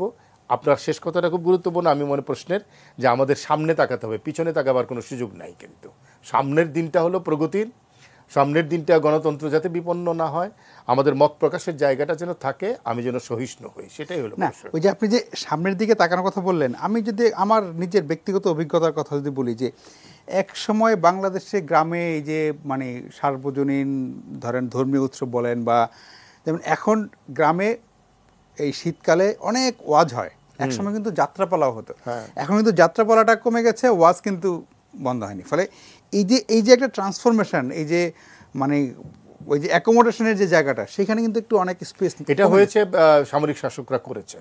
পাকিস্তানে 1976 সালের পরে আর কোনো সিনেমা হচ্ছে না, যে ও লোক এসে সব বন্ধ করে দিয়েছে। আমরা সেখান থেকে এটা শিখেছি, সিনেমা হল পুড়িয়ে দেওয়া, বার জ্বালিয়ে দেওয়া, মনে হচ্ছে ইসলাম কায়েম হয়ে গেল সেদিন থেকেই। এবং বাংলাদেশে এটা হয়েছে, যাত্রাপালার নামে অশ্লীলতারও চর্চা করেছে সামরিক শাসকরা, আবার যাত্রাপালাকে ব্যান করে দিয়ে ব্যানও করেছে জনপ্রিয়তা তারাই। পাওয়ার চেষ্টা সুতরাং করেছে। তারাই সিনেমার বিরুদ্ধে কাজ করেছে, সংস্কৃতির বিরুদ্ধে কাজ করেছে, এবং ৭৫-এর পরে বা ৭৫-এর আগে উভয় ক্ষেত্রে আমরা যে সেই রাজনৈতিক অস্থিরতা তো একটা ছিল, সেই অস্থিরতার সুযোগ নিয়েছে। বিশেষ করে ৭৫-এর পরে সামরিক শাসকরা সুযোগ নিয়ে দেশটাকে ইসলামিকীকরণের একটা যে চেষ্টা, হ্যাঁ, এটা তো ছিল ৭৫-এর পরে। জি, আমরা একটা বিরতিতে যাচ্ছি, বিরতির পর আলোচনায় ফিরবো, আশা করি সঙ্গেই থাকবেন।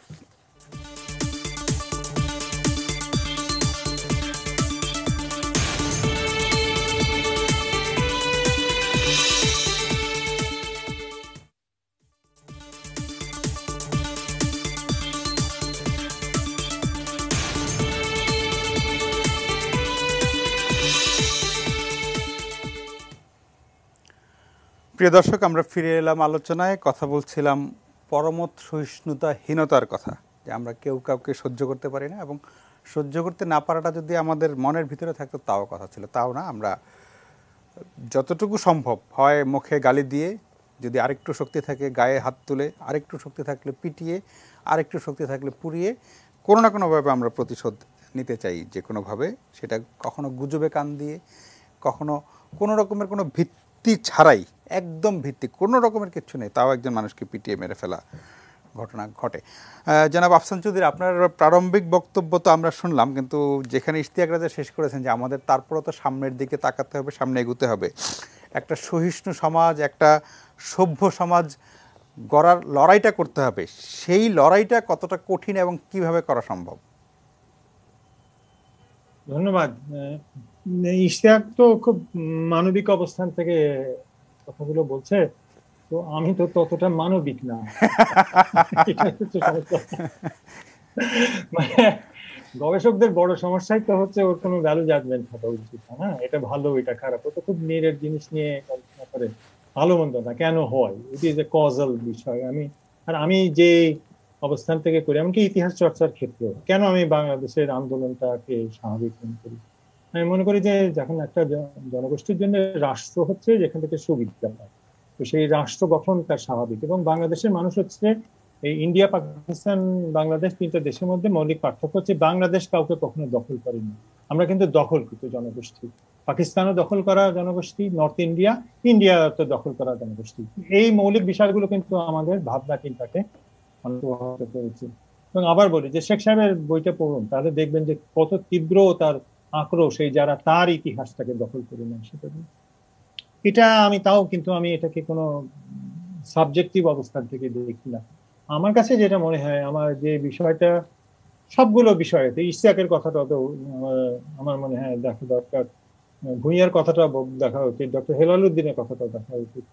তো একই সাথে আমি মনে করি সোশিও বায়োলজির বিষয়টা একটু আনা দরকার, যে কেন, যেমন ইশতিয়াক অনেক ধর্মের কথা বলছে, আমি মনে করি ধর্মটা খুব একটা অ্যাবস্ট্রাক্ট আপনার বিষয়, কারণ আপনি এভলিউশনের বায়োলজির বিষয়টা যদি দেখেন তাহলে আপনার দুটো বড় বিষয় আপনাকে প্রভাবিত করবে আপনার ব্যবহারকে। একটা হবে আপনার খাদ্য, অর্থাৎ আপনার রুজি আহরণ, অন্য যেটা হবে সেটা হচ্ছে আপনার সন্তান ইত্যাদি ইত্যাদি। তাহলে আপনি এই দুই জায়গাটাকে রক্ষা করার জন্য কোন জায়গাটা গ্রহণ করে নিচ্ছেন, আপনার তৃতীয় অবস্থান যেটা হয় ধর্ম।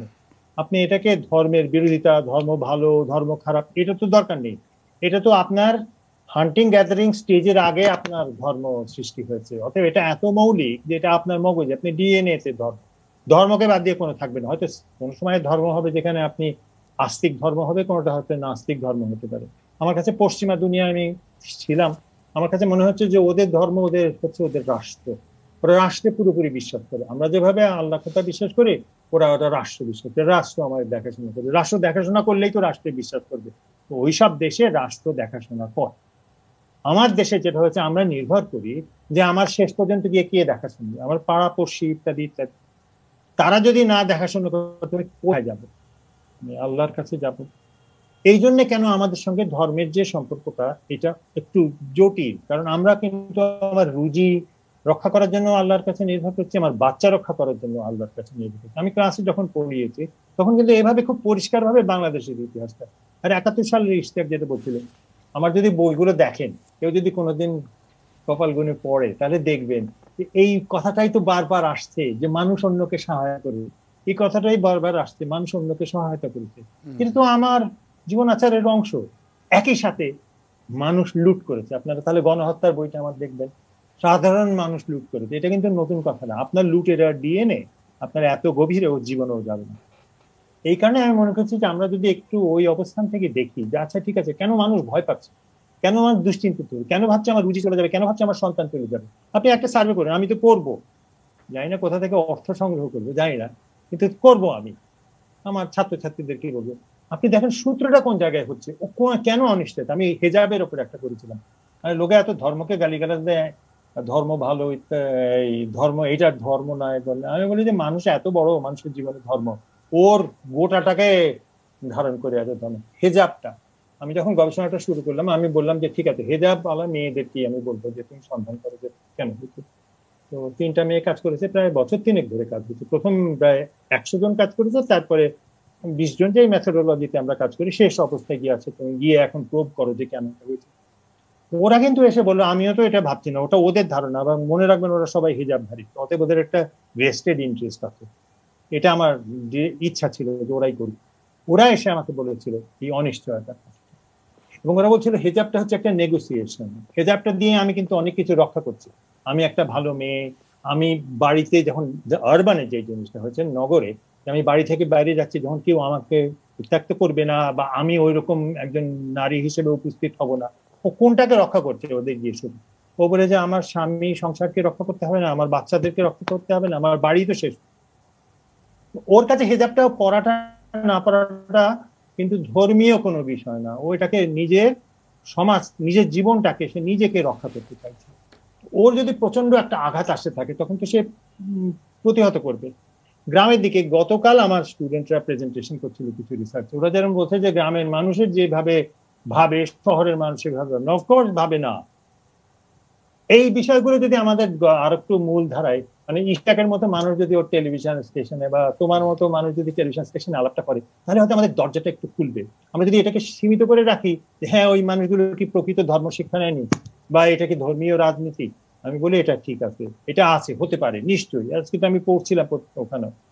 কিন্তু তার বাইরে গিয়ে কোন জায়গাটায়, কোন আমাদের এই সাবকনসিয়াস মাইন্ডের কোন জায়গাটা আঘাত করছে।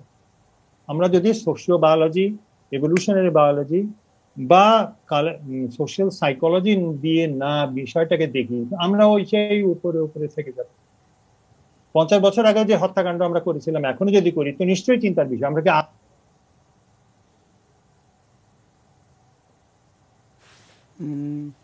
কোনো কারণে একটু শব্দ ডিসকানেক্ট হয়ে গেছে, কি শুনতে পাচ্ছি না। আচ্ছা আচ্ছা আচ্ছা, ঠিক আছে, তাহলে আমরা পরবর্তী একজনের কাছে যাচ্ছি, ডক্টর হেলাল উদ্দিন। ও আচ্ছা, জনাব ইশতিয়াক রেজা, আমাদের আফসান চৌধুরী কথা বলছিলেন, কিন্তু ওনার কথাটা ঠিক আমরা একটু কোথাও একটা সংযোগের বিচ্ছিন্ন হয়েছে। এই যে গণপিটুনির কথা আপনি শুরুতে, আমরা এই প্রসঙ্গটা একটু আলোচনা করেছি, আরেকটু যদি বিস্তৃত করে, যে গণপিটুনির অনেকগুলো ঘটনা, আপনি পরিসংখ্যানের কথা আপনি কত যেন 600 কতটা বললেন, বা আমি একটু আগে দেখলাম, কিন্তু বারবার ঘুরছে, কিন্তু এখন পর্যন্ত বাংলাদেশে কোনো গণপিটুনির কোনো বিচার হয়েছে এমন নাই। এবং এই গণপিটুনির মধ্যে কিন্তু একটা বিচার ব্যবস্থার প্রতি আস্থাহীনতা একটা আছে, যে বিচার তো হবে না, তার আগে বিচার করে ফেলি, এটা একটা। আর যেহেতু বিচার কখনো হয় না, ফলে সবাই গণপিটুনি এটা ধরে নিছে যে এটা তো মানে বিচার হবে না, ফলে দুই দিকে কিন্তু একটা আস্থাহীনতা বিচার ব্যবস্থার প্রতি। এইটার ব্যাপারে তো সরকার বলেন, যারা বিচার ব্যবস্থা নিয়ে ভাবেন বলেন, তাদের এইটার ব্যাপারে আরেকটু সিরিয়াস হওয়া দরকার। তো যে কোনো ধরনের গণপিটুনি, ছেলে ধরা হোক, হাইজাকার হোক, ধর্ম অবমাননা হোক, যাই হোক, কিছু মানুষ মিলে সংঘবদ্ধ হয়ে একটা মানুষকে দোষী সাব্যস্ত করে তারকে রায় দিল, কার্যকর করে ফেলল। এই যে অবস্থাটা, আমি একটা এই বিষয়ে কাজ করতে গিয়ে দেখলাম যে গত কয়েক বছরে বাংলাদেশে যে এটার যদি তাকায়, কয়েকটা কারণ আমি এর মধ্যে বের হয়েছে। একটা হলো ধর্মীয় উন্মাদনা, তো আমরা দেখতে পেয়েছি। আরেকটা হলো ছেলে ধরা সন্দেহে একটা কারণ, হাইজেকারদেরকে গণপিটুনি দেওয়া, এটা যেটা আফসান ভাই বলছেন, এটা একটা কমন পকেট মার, এদেরকে গণপিটুনি দেওয়া। কিন্তু আপনি যদি দেখেন, বেশিরভাগ ক্ষেত্রে গণপিটুনির শিকার যারা হয়েছে তারা অতি সাধারণ মানুষ, ফলে বিচার কিন্তু সেটাও কিন্তু একটা বড় প্রতিবন্ধকতা, কারণ এদের কোনো ভয়েসটা, এদের কণ্ঠস্বরটা সমাজে এত শক্তিশালী নয়, এবং সেটা একটা মৌলিক জায়গা কিন্তু, যে যারা এইভাবে গণপিটুনির শিকার হয় তারা কীরকম হয়। আরেকটা হলো যেটা, সেটা হলো যে যারা এই আদেশটা জারি করে সেখানে তারা ওখানকার খুব পাওয়ারফুল মানুষ। ধরেন বাড্ডায় যারা এই কাজটা করেছে, রেনুকে যারা হত্যা করেছে, আপনি দেখেছেন তারা স্কুলের এই মায়েরা, এবং তারা সেখানে প্রতিদিন যেত। তারা নতুন একজনকে দেখেই তাদের কাছে মনে হয়েছে। এবং আরেকটা বড় ভিকটিম হলো যে আমাদের প্রতিবন্ধী ব্যক্তিরা, তারা কথা বলতে পারে না, তাদের আচরণের মধ্যে একটু অস্বাভাবিকতা থাকে, যেটা এই লালমনিরহাটের যে শিকার মানুষটি তার ভেতরে ছিল, তিনি মানসিকভাবে একটু বিপর্যস্ত ছিলেন। এই যে মানসিক প্রতিবন্ধীদেরকেও কিন্তু গণপিটুনি দেওয়া আমাদের এখানে কিন্তু একটা আছে। এই সবগুলো আমাদেরকে আসলে যে গণপিটুনির বিচার হয় না, ধরে নেওয়া হয় এতগুলো মানুষ যখন করেছে এটা একটা রাইট কাজ করেছে। ওই যে বলছিলেন যে 9 জন ভুল কাজ করলে 10ম জন নিজে হয়তো শুরু করতেন না, কিন্তু শুরু হয়ে গেলে সেটাতে শুরু হয়ে গেল। আরেকটা হলো যে এসব ক্ষেত্রে আইনশৃঙ্খলা বাহিনী এবং প্রশাসন এগুতে চায় না, কারণ তারা মনে করে যে এর মাধ্যমে যে একটা কমিউনিটি বা সম্প্রদায় বা ওই এলাকার মানুষ তাদের উপরে ক্ষুব্ধ হবে, কেউ সাক্ষ্য দিতে এগিয়ে আসবে না।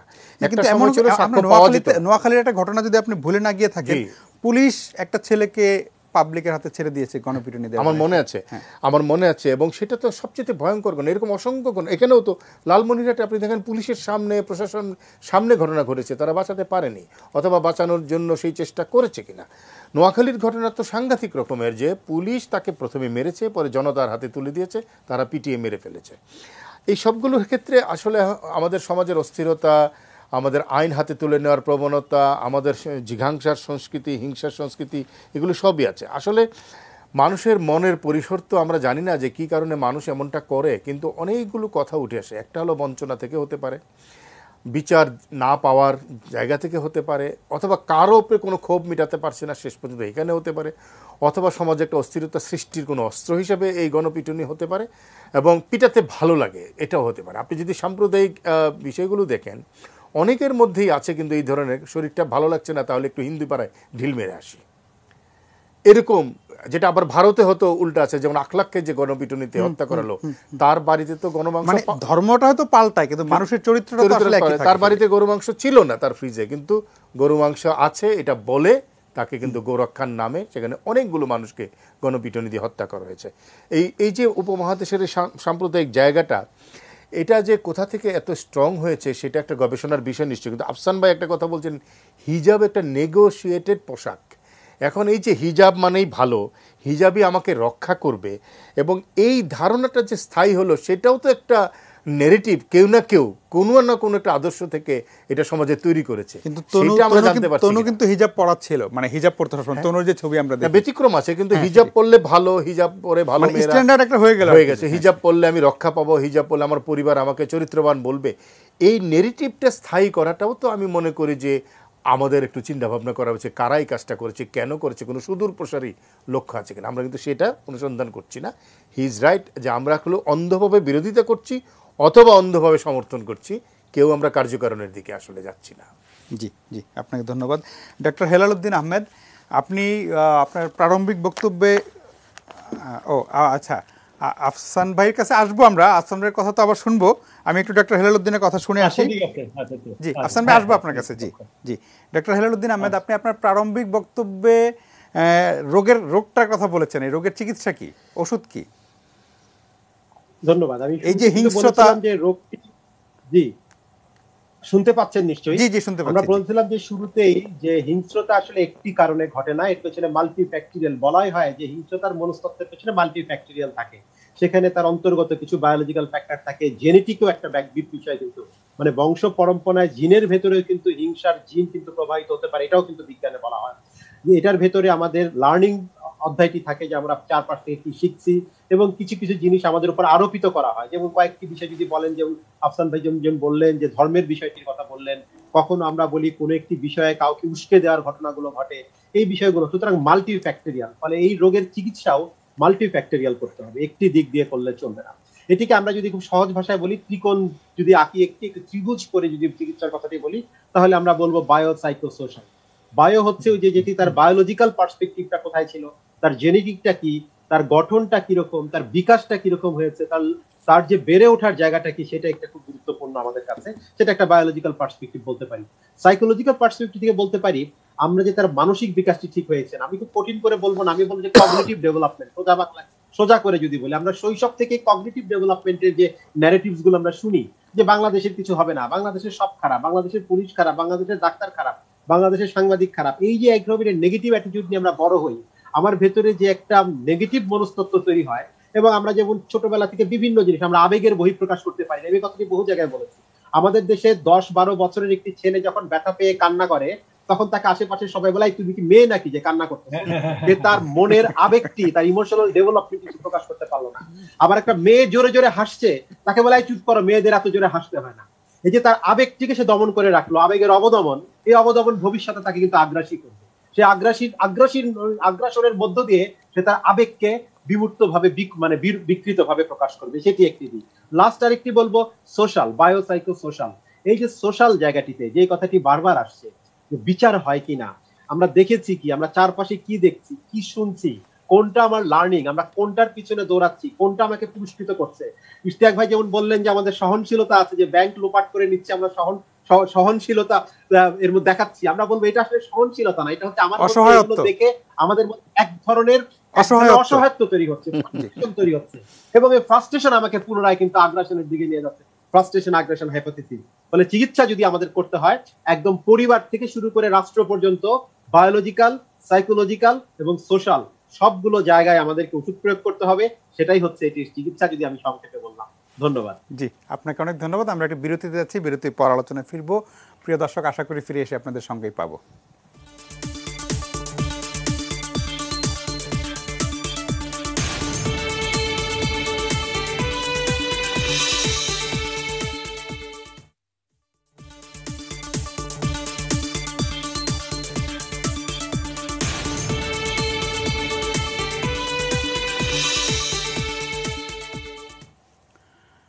প্রিয় দর্শক, ফিরে এলাম আলোচনায়। আমরা কথা বলছিলাম আমাদের পরমত সহিষ্ণুতাহীনতা যে সমাজে, সেটা নিয়ে, এবং সেটা আলোচনা যেটা হলো যে আসলে এই হিংস্রতা বা পরমত সহিষ্ণুতাহীনতা আমাদের আসলে আগেও ছিল, হয়তো বেড়েছে, হয়তো কমেছে, কিন্তু আমরা একটা যুক্তির সমাজ প্রত্যাশা করি, সেটা চাই, সেই দিকে আমাদের লড়াই, সেদিকে যেতে হবে। ডক্টর শফিউল আলম ভূঁইয়া, জনাব ইশতিয়াক রেজা অন্য একটা অনুষ্ঠান থাকায় চলে গেছেন, যাওয়ার আগে উনি ওনার বক্তব্যে যেটা বলছিলেন যে আমাদের আসলে দুই পক্ষই, আমরা যে মৌলবাদী বলি, যাদেরকে ধর্মীয় মৌলবাদী বলি, কিন্তু যারা এই যে মুক্ত মতের কথা যারা বলেন, তাদের মধ্যেও কিন্তু এক ধরনের মানে মৌলবাদ আছে, মানে দুই পক্ষই চরম, মানে এক্সট্রিম, কেউ কাউকে একদমই ছাড় দিতে চান না। ফলে মৌলবাদী বললে কিন্তু আসলে কাউকেই আসলে বাদ দিয়ে বলা যাবে না। মানে এই যে যুক্তিহীনতার সমাজ, এটা আসলে এই জায়গা থেকে তো বেরোনোর কোনো না কোনো একটা পথ তো আসলে বের করতে হবে, বা মানে আমাদের তো খুঁজে বের করতে হবে। যেমন ধরেন, আমি এখানে একটু তার আগে একটু যেতে চাই। আফসান ভাইয়ের কথায় দুটা গুরুত্বপূর্ণ জিনিস ছিল, যেটার সাথে আমার একটু ভিন্ন মত আছে। একটা হচ্ছে উনি বলছিলেন যে লুটেরা ডিএনএ। তো এখন লুটেরা ডিএনএ যদি আমার ডিএনএ লুটেরা হয়, বাঙালির ডিএনএ যদি লুটেরা হয়, তাহলে আমি মনে করি একজন আমেরিকানের ডিএনএও লুটেরা। কারণ সম্প্রতি আমেরিকায় যে রায়ট হয়েছে, যে মব হয়েছে, সেখানেও লুটপাটের ঘটনা ঘটেছে। আসলে বিষয়টা কি? প্রত্যেকটা মানুষের মধ্যেই আপনার খারাপ দিকে যাওয়ার বা ভালো দিকে যাওয়ার সম্ভাবনাটা থেকে যায়। সেটা নির্ভর করে তার সামাজিকীকরণের উপরে, যে সে কিভাবে তার সোশ্যালাইজেশনটা হয় এবং সে কোন পরিবেশে বসবাস করে। ধরেন, আপনি যদি ইউরোপের ক্রুসেডের হিস্ট্রি ঘাটেন, ক্রুসেডের হিস্ট্রি দেখলে মনে হবে ইউরোপের মতো জঘন্য জায়গা বোধহয় বিশ্বে আর কোথাও ছিল না। তারপরে আপনার আমেরিকায় তো সাম্প্রতিক উদাহরণ আমি দিলাম। তাহলে আজকে ইউরোপে এই লিঞ্চিং হয় না কেন, বা আমেরিকাতে লিঞ্চিং হচ্ছে না কেন? হচ্ছে না এই কারণে যে রাষ্ট্র তার যে ডিসিপ্লিনারি অর্গানগুলো, ধরেন তার ল এনফোর্সমেন্ট এজেন্সি, তার জুডিশিয়ারি এমন ভাবে শক্তিশালী করেছে যে আজকে কেউ চিন্তাই করতে পারে না যে আমি আজকে একজনকে লিঞ্চিং করব বা একজনকে আমি মেরে ফেলবো। কারণ এইটা যদি সে চিন্তা করে, তাহলে ল এনফোর্সমেন্ট এজেন্সি এবং জুডিশিয়ারি এটা টেক কেয়ার করবে। এটা হচ্ছে একটা জায়গা। আরেকটা জায়গা হচ্ছে, উনি হিজাবের কথা বলছিলেন। মজার ব্যাপার হচ্ছে, এই যে হিজাবের যে কনসেপ্ট, এই কনসেপ্টটাও কিন্তু ঐতিহাসিকভাবে আমাদের এখানে নতুন। আমাদের এখানে এক ধরনের পর্দার কনসেপ্ট ছিল, সেটা হচ্ছে আমাদের গ্রাম দেশে, সেটা কিন্তু ধর্ম নির্বিশেষে ছিল। হিন্দু মুসলিম সম্প্রদায়ের সম্ভ্রান্ত পরিবারের নারীরা এক ধরনের পর্দা করতেন। সেই পর্দার মিনিং ছিল সেক্লুশন, যে সাধারণ সমাজ থেকে তারা একটু সেক্লুডেড থাকবেন, এটা ছিল গ্রাম দেশে।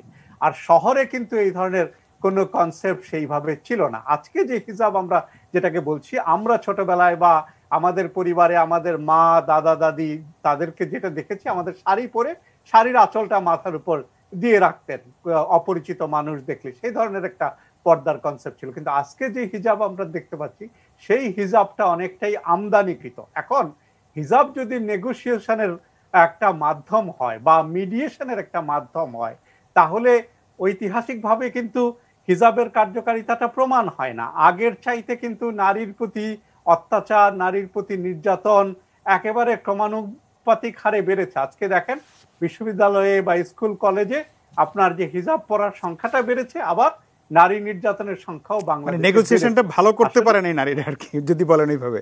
হ্যাঁ হ্যাঁ, নেগোসিয়েশনটা হয় নাই। তাহলে এটা আসলে পোশাক না। তাহলে আমরা যদি পোশাকটাকেই যদি ধরতে যাই, তাহলে তো মুসলিম দেশগুলোতে যেখানে পোশাক, যেখানে হিজাব একেবারে সত্যিকার অর্থেই পালিত হয়, সেখানেও কিন্তু ধর্ষণের ঘটনা ঘটছে, নির্যাতনের ঘটনা ঘটছে। ধর্ষণের পোশাকের কোনো সম্পর্কই নাই। জি না, কোনো সম্পর্ক নাই।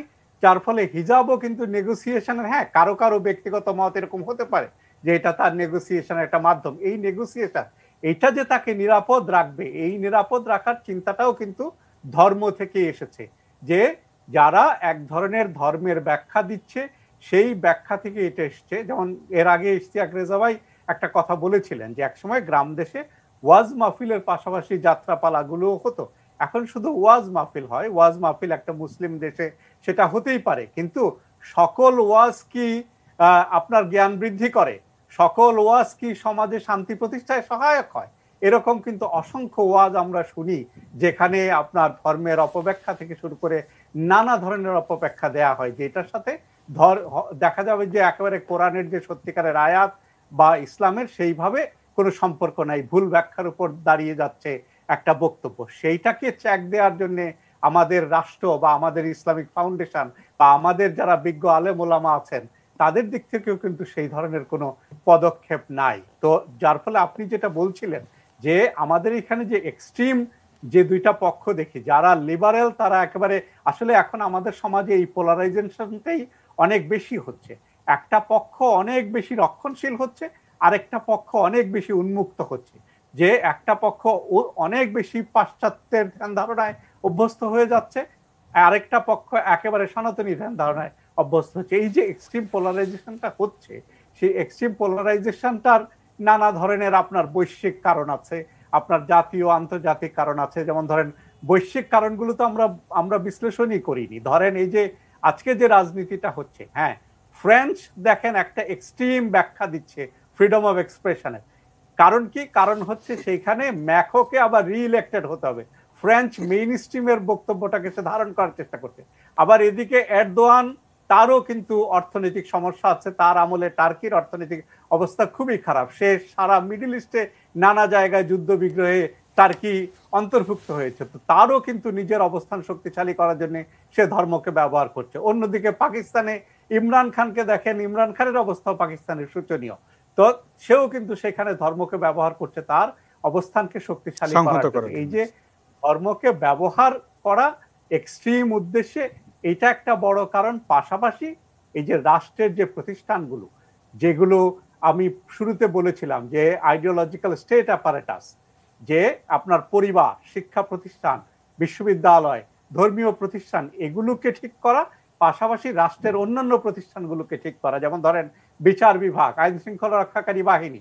আজকে দেখেন যে আজকে একজন যখন অপরাধ করে তাকে গ্রেফতার করা হলো, আগে একসময় তো গ্রেফতারও হতো না, এখন গ্রেফতার করা হচ্ছে। গ্রেফতারের পরে তার যে বিচার হতে কিন্তু স্বাভাবিক প্রক্রিয়ায় একটা লম্বা সময় লেগে যাচ্ছে। এই যে বিচার প্রক্রিয়ার যে এই যে দীর্ঘসূত্রীরা, এটা বিচার যত বিলম্বিত হয়, প্রসেসের কারণেই অনেক ক্ষেত্রে বিলম্বিত হয়, অনেক ক্ষেত্রে ইচ্ছাকৃত বিলম্বিত হয়, অনেক ক্ষেত্রে আইন শৃঙ্খলা রক্ষাকারী বাহিনীর আপনার অদক্ষতার কারণে বা তাদের স্বার্থের কারণে বিলম্বিত হয়। কিন্তু যে কোনো কারণেই বিলম্বিত হওয়ার ফলে মানুষের মধ্যে কিন্তু একটা চিন্তা বা একটা মনোভাব তৈরি হয় যে আমি নিজেই বিচারটা করে ফেলি, এর বিচার কিন্তু আর হবে না। আজকে যে হাইজ্যাক করেছে, যে লুট করেছে, তাকে যদি আমি ছেড়ে দেই তাহলে সে জামিনে বেরিয়ে যাবে, বেরিয়ে গিয়ে আবার সে অপকর্ম করবে, বরং আমরাই তাকে একটা শাস্তি দিয়ে দিই। এই যে নিজেরা শাস্তি দেওয়ার প্রবণতাটার সাথে এই যে বিচারহীনতা বা বিচারের দীর্ঘসূত্রিতা সমস্ত কিছু জড়িত। সেই জন্য ওই যে যেটা ডক্টর হেলাল বলছিলেন যে মাল্টি সেক্টরাল রেমেডি ছাড়া সব জায়গায় সাইমultaneously কাজ করতে হবে, সব সেক্টরে কাজ করতে হবে, না হয় সম্ভব না। তবে দুইটা ক্ষেত্র এক্ষেত্রে প্রায়োরিটি পাবে, একটা হচ্ছে এই যে প্রতিষ্ঠানগুলো, যে আইডিওলজিক্যাল স্টেট অ্যাপারেটাস গুলো এবং স্টেটের ডিসিপ্লিনারি অ্যাপারেটাস গুলো, এই দুইটা জায়গায় যদি ঠিক করা যায় তাহলে অনেকটাই হয়তো এই বিষয়গুলোকে নিয়ন্ত্রণে আনা যাবে, এক্সট্রিমিজমটাকে পরিহার করা যাবে। ধন্যবাদ। আপনাকে ধন্যবাদ। আমরা অনুষ্ঠানের শেষ বিরতিতে যাচ্ছি, বিরতির পর আলোচনায় ফিরবো। প্রিয় দর্শক, আশা করি সঙ্গেই থাকবেন।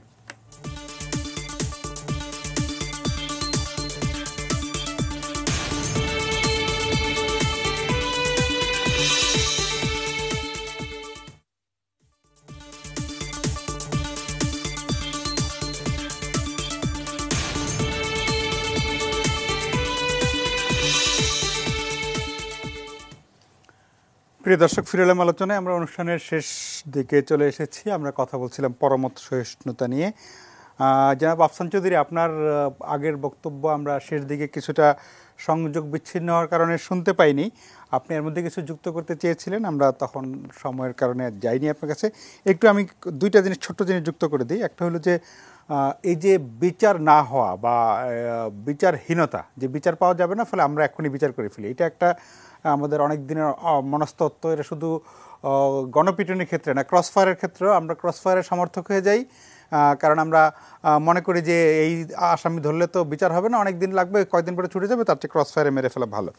আর আরেকটা জিনিস বললো যে ফ্রান্স যেই অর্থে ফ্রিডম অফ স্পিচ বা মত প্রকাশের স্বাধীনতার কথা বলছে, সেখানে তো আবার পাল্টা একটা মত আছে যে অ্যাকোমোডেশন তো লাগবে, ভিন্ন মতকে ধারণ করতে হতে হবে। শুধু মত প্রকাশের স্বাধীনতা থাকলে আরেকটা মত আমি শুনবো না, সেই ব্যালেন্সটাও তো থাকা দরকার। দুইটা মিলিয়ে যদি আপনার কাছ থেকে শুনি। ধন্যবাদ। আমার ইচ্ছা ছিল শফিউল আলম ভূঁইয়ার কথাটা নিয়ে একটু আলাপ করা। জি জি, করেন, অসুবিধা নেই। আর জি জি, করেন, অসুবিধা নেই। ইশতিয়াকে যে কথা জি, বাংলাদেশে যে কোনো সমাজে মানে কোনো কিছু ইম্পোর্টেড এক্সপোর্টেড হয় না। সমাজ যেটা গ্রহণ করে না ওটা কখনো মানুষে গ্রহণ করবে না। এখন কেন করছে? আমাদের দেশে হিন্দু ধর্ম এসছে মনে করেন 2000 AD-তে, তার মানে এটা 2000-2500 বছরের ইম্পোর্টেড ধর্ম। বাংলা কিন্তু এলাহাবাদ না, এটাই হিন্দু ধর্ম আমাদের দেশে ইম্পোর্টেড ধর্ম। এটা দীর্ঘদিন সময় বৌদ্ধ ধর্মের পরে আকবরের সময়তে, সেই সময় কিন্তু সবাই হিন্দু বা বৌদ্ধ দুটো আলাদা ধর্ম দেখতো না ধর্মচর্চা।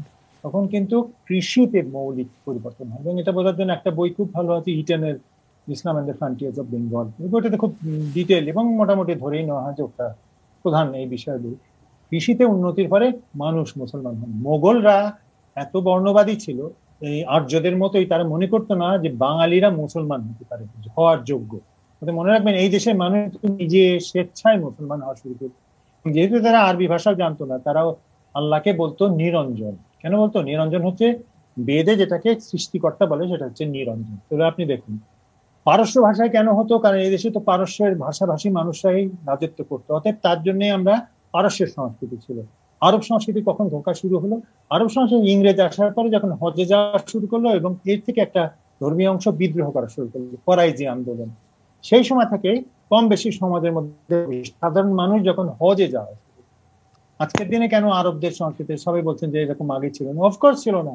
আমার মা ওপর তালার, আমার মা বোরখাকে মনে করতো গরিবের পোশাক, সেটাকে ঠিক পর্দা হিসেবে দেখতো না। কিন্তু এখনকার দিনে নর্মালাইজড এই বিহেভিয়ারটা, আই হোপ যারা সাইকোলজি করে, ডক্টর হেলাল উদ্দিন আছেন, উনি হয়তো কিছুটা বুঝবেন যে নর্মালাইজ হয়ে যায় কখন। নর্মালাইজ হয়ে যায় যখন এটা কোনো সিগনিফিকেশন থাকে না। আমি দাঁড়িয়ে জন্য জেলে গেছি, জেলে জানিকে উঠিয়ে নিয়ে গেছে, কারণ আমাকে ধারণা করা হতো যে আমি নিশ্চয়ই সন্ত্রাসী। এটা হলো 73-74, যখন দাঁড়িয়ে রাখা লোকরা অনেকে মুক্তি বাহিনী থেকে ফিরেতে এসে অনেকে রাজনীতি করতো, আমাকে উঠিয়ে নিয়ে। আমার একটা সিনেমা আছে আমারও। তো আমার কথা হচ্ছে এই সিগনিফিকেশনটা এখন নেই। এখন আমার স্টুডেন্টদের আর্ধেক হচ্ছে দাঁড়িয়ে রাখে, তো ওরা কি জন্য দাঁড়িয়ে রাখে? কোনো ভ্যালু নাই। আজকে আপনি যদি, আমি এটা একটা কথা বলি, আজকে আপনি যদি, আমি যেহেতু গণমাধ্যমের ব্যবহার করি, গবেষণাটা করছি, পরকীয়াটা সবচেয়ে বেশি যাদের এস্টাবলিশড ক্যাটাগরি, তার কোনটা? সেটা হচ্ছে মাইগ্রেন্ট লেবার। মাইগ্রেন্ট লেবারের স্ত্রীরা অনেকে জড়িয়ে পড়ে, এবং গণমাধ্যমে আপনি একটা স্টাডি করে দেন, অ্যানালিসিসটা করেছি বলে এটা বলছি, বেশি তাদের প্রত্যেকে দেখবেন হিজাব পরে। হিজাবের কোনো সিগনিফিকেশন নেই এখন আর, 10 বছর আগে হয়তো ছিল, এখন আর কোনো সিগনিফিকেশন নেই, এটা নর্মালাইজ, সবাই পড়ে, শহরে সবাই পড়ে না, কিন্তু আমি তো দেখেছি 10 বছরের ক্লাসে আস্তে আস্তে সংখ্যাটা বাড়লো। এখন আর কোনো ভ্যালু নেই, কারণ ওরা যে কাজ করে যা করে সাধারণের মতোই করে। এইটা is part of the life style না। এবং ওই যখন নেগোসিয়েশন আমরা স্টাডিটা করেছিলাম, গরিব মানুষের মধ্যে, গরিব মানুষের হিজাব আর বড় লোকের হিজাব এক না। আমি সন্ত্রাসবাদ নিয়ে গবেষণা করছিলাম, তখন আমি দেখেছিলাম যে সন্ত্রাসবাদের ওপরতলার মানুষ যখন করে, সে মনে করে যে আমি এটা সিগনিফিকেশন, কিন্তু গরিব মানুষ যখন করে সে সিগনিফিকেশন করে না। আপনি ধর্ম নিয়েও যখন আলাপ করবেন, আপনার মনে রাখতে হবে শ্রেণীর একটা বিষয় আসে, এইগুলো জানা থাকলে না খুব সুবিধা হয় এই বিষয়ে। আমি বাকি সবকিছুর সঙ্গে একমত আমি বলছি, কিন্তু আমি বলছি সবকিছু স্বাভাবিক, আপনার সমাজ যেটা করে এটা স্বাভাবিক, কিন্তু এইখানে এই বিষয়টা এক্সটার্নালি আর ইন্টারনাল। এক্সটার্নালটা কি, ইন্টারনালটা কি, সেটা হচ্ছে যে আপনার কিছু তাগিদ আছে, প্রয়োজন আছে, তাগাদ আছে, ওটা কোনোদিন যাবে না। আপনার রুজিটাকে আপনি নিয়ে খুব চিন্তিত থাকেন। আমি আফসান চৌধুরী, আপনি প্রভাস আমিন, আমরা দুজনেই চিন্তিত আমাদের রুজি নিয়ে। কিন্তু এক্সটার্নালটা কি, সেটা হচ্ছে যে আমি কোন জায়গায় গিয়ে সংখ্যা হচ্ছে, যেটা ডক্টর ভূঁইয়া যে কথাটা বলছিলেন যে আমার সমাজের এইগুলো সঠিক হতে হবে, এই হতে হবে, ও হয় না কেন? আমার প্রশ্ন এই জায়গাটা, তো হয় না কেন? সহিংসতা কমতে হলে সবাইকে তো মিলে এক হতে হবে, আমরা হচ্ছি না তো, এটাই হচ্ছে আমার মূল প্রশ্ন। যেহেতু হচ্ছে না, আমাকে ধরে নিতে হবে একটা রোগ একটা জায়গায় আছে, তাতে করে আমাদের একত্রিত হতে দিচ্ছে না। এবং সেই কারণে এই ডেভিয়েশন গুলো, যেটা সোশ্যাল সাইকোলজিতে বলে, ডেভিয়েশন হবে, আপনার আপনার ডিফারেন্সিয়েশন হবে, এবং আপনার ওই স্ট্যান্ডার্ড ডেভিয়েশন হবে, বা খুব ডিস্টেন্ট ডেভিয়েশন হয়ে যাবে। তখন আপনার স্ট্যান্ডার্ডটা সরে যেতে থাকবে। আপনি সন্ত্রাসী, কিন্তু সবাই সন্ত্রাসী বলে লাভ নেই। সন্ত্রাসী হলো একটা জায়গা থেকে যখন আলাদা হয়ে যায় সন্ত্রাসী। 71-এ তো সবাই এই সন্ত্রাসী বলছিল, তা তো সে তো অন্য কথা। আমার বিষয় হচ্ছে যে এইভাবে যদি আমরা ফেসবুকের ভাষা বা ফেসবুকের চর্চার পরিসরটা ছাড়াও আরো অন্য চর্চার পরিসর থাকতে হবে, যেখানে গবেষকরা আলাপ করতে পারবে যে হ্যাঁ এই কারণে হচ্ছে, এই কারণে হচ্ছে। এখন এটা কথা বলে আমি একটা আমি লিখিনি, কারণ কি আমি জানি গালি দেওয়া শুরু হয়ে যাবে, কারণ যথেষ্ট মনে শক্তি লাগে ফেসবুকের গালি। আমাকে যে পরিমাণ পৃথিবীতে গালি আর বাকি নেই, আমি তোমারটা পড়ি যখন দেখি কি গালি, তুমি গালি সহ্য করতে পারো, সহ্য করতে পারে, আমাদের সবাইকে গালি সহ্য করতে পারে। কিন্তু বিষয়টা হচ্ছে কি, ও যে চিন্তা ভাবনা করতে পারে না, এটা তো ওর ইন্ডিকেটর। তো আমি ভাবছি যে আমার ফেসবুকে যত গালি আছে সেগুলো নিয়ে আমি একটা ভাবছি যে আমার স্টুডেন্টকে বলবো একটু গবেষণা করে দেখো তো কি গালি। আমার আওয়ামী লীগ বিরোধী গালি দিছে, আমার বিএনপি বিরোধী গালি দিছে, আমার জামাত বিরোধী গালি দিছে, আমাকে শ্রেষ্ঠ নাস্তিক বলছে, আমাকে শ্রেষ্ঠ মৌলবী বলছে, মুক্তিযুদ্ধের বিরোধী বলছে, মুক্তিযুদ্ধের শ্রেষ্ঠ সন্তান করছে। এমন কিছু নাই। কথা হলো Facebook is a good way of understanding social psychology. কতটা সাংঘর্ষিক আমরা, ফেসবুক পড়লেই তো হয়। সেদিন আমি একটা জায়গায় বলছিলাম যে ফেসবুক পড়লেই তো বোঝা যাবে যে কতটা সাংঘর্ষিক। গালি এমন নাই যেটা আমরা দিতেছি না, তাহলে বোঝাতে হবে সংঘর্ষ আমার মনের ভেতরে চলে গেছে। তো সেটা তো এই আমাদের মতো মানুষরা যারা বিভিন্ন জায়গা থেকে আমরা সাংঘর্ষিক না নিজে, তাহলে আমাদেরকে তো বলতে হবে। অবস্থান না নিয়ে যদি আমরা বলি যে না পুরোটা বুঝতে পারছি না, আমরা দেখি তো কেন হচ্ছে, আমরা আগে সিদ্ধান্তটা না নিয়ে যে ধর্মকে একদম, এটাই কি ধর্মের সত্য, আসল সত্য? ভাই ওকে ধর্ম করেছে, দুদিন পরে তো দেখা যাবে যে ও ধর্মের সঙ্গে কোনো সম্পর্ক নেই, হয়তো লোকাল পলিটিক্স করছে না কি করছে কে জানে, আল্লাহ জানে। কিন্তু এই জিনিসগুলো আগে একটু জেনে তারপরে আমরা যদি নিজেদের সিদ্ধান্তগুলো নিই এবং বলি, তাহলে ভালো হয়। এইটাই হচ্ছে আমার। জি জি, আপনাকে অনেক ধন্যবাদ ডক্টর হেলালুদ্দিন আহমেদ।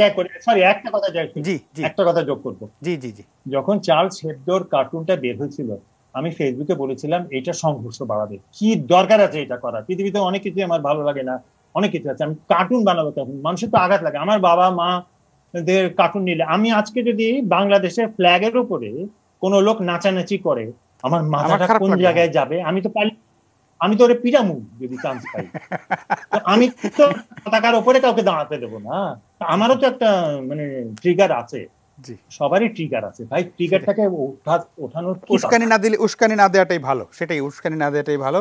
ডক্টর হেলালুদ্দিন আহমেদ, আমরা একদম অনুষ্ঠান শেষ, আপনি অল্প যদি কোনো মানে অনেক আলোচনা তো হলো, আমরা মানে কোনো সামনে কি কোনো মানে ভালো সময় পাওয়ার কোনো সুযোগ আছে কিনা, মানে পাবো কিনা বা এরকম অনেক খুব সময় নেই, অল্প। অবশ্যই আমি সবসময় আশাবাদী ভালো সময় পাওয়ার সুযোগ আছে, এবং আমি সবচেয়ে গুরুত্বটা যেটা দিব সেটা হচ্ছে আমরা বড় বড় প্রতিষ্ঠানের দিকে নয়, আমি শুধু পারিবারিক প্রতিষ্ঠান থেকে গুরুত্ব দিব। পরিবারের ভেতরে যেন আমরা পরমত সহিষ্ণুতার চর্চা কি করি, এটি করলে কিন্তু আমরা অনেক দূরে গিয়ে যাব, অনেক কোনো গ্যাপ আমাদের ফিল আপ হয়ে যাবে শুধু শুধু পরিবারের ভেতরে আমরা পারস্পরিক পরমত সহিষ্ণুতার জায়গাটির চর্চা করি। জি, ধন্যবাদ। আপনাকে অনেক ধন্যবাদ। শফিউল আলম ভূঁইয়া, আপনি কিছু যুক্ত করবেন, এরকম মানে কোনো আশার আলো দেখাবেন কিনা ছোট্ট করে, এরকম একদম 30 সেকেন্ড 1 মিনিট। যেমন আশার আলো যেটা হচ্ছে যে আফসান ভাই যেটা বলছেন, উনি আমার সাথে তো দ্বিমত পোষণ করেন নাই, বরং সাপোর্ট করেছেন যে পলিটিক্যাল ইকোনমির জায়গাটাকে নিয়ে এসছেন, যে ধর্মের সাথেও একটা রাজনীতি অর্থনীতির রাজনীতিটা বলেছে, অর্থনীতির একটা সম্পর্ক আছে।